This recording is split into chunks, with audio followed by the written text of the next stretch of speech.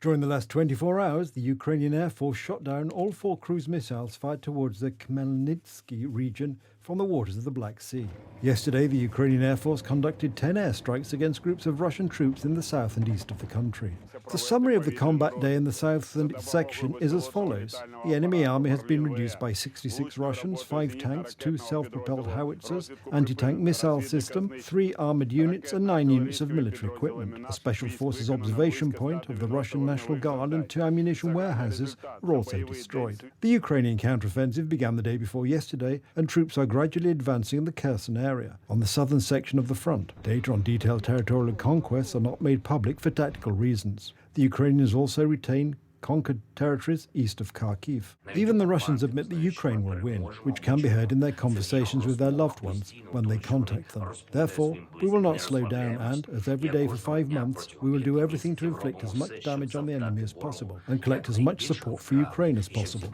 According to the General Staff of the Armed Forces of Ukraine, since the 24th of February, the Russians have lost approximately 39,700 soldiers, 1,730 tanks, and nearly 4,000 armoured vehicles. The Russian offensive was halted shortly after Ukrainian forces started using the HIMARS missile system supplied by the United States. The invaders were forced to withdraw their logistics, ammunition depots or command posts all along the front line. The introduction of HIMARS, also according to the Russian assessments, is the third stage of the war. It fundamentally changed the rules of operation, forced increased rotation of Russian troops and movement of equipment. In turn, in the eastern section, after the capture of Severodonetsk and Lysychansk, the Russian forces tried to take control of the rest of the Luhansk Oblast. They carried out 3 massive artillery strikes, 2 mortar attacks and 3 tank assaults against Ukrainian positions. Ultimately, the assault failed and the Russians retreated, suffering losses. The Russians are not stopping the shelling of civilian and infrastructure facilities. The missiles hit the Sumy and Dnipropetrovsk regions. In the Kharkiv region, in Huhuyev, they ended up in a school and a community centre. Kremlin spokesman Dmitry Peskov said that Sunday's air raid on Odessa should not affect Ukrainian grain exports. Kiev maintains that the agreement is in jeopardy, although preparations are underway to resume exports.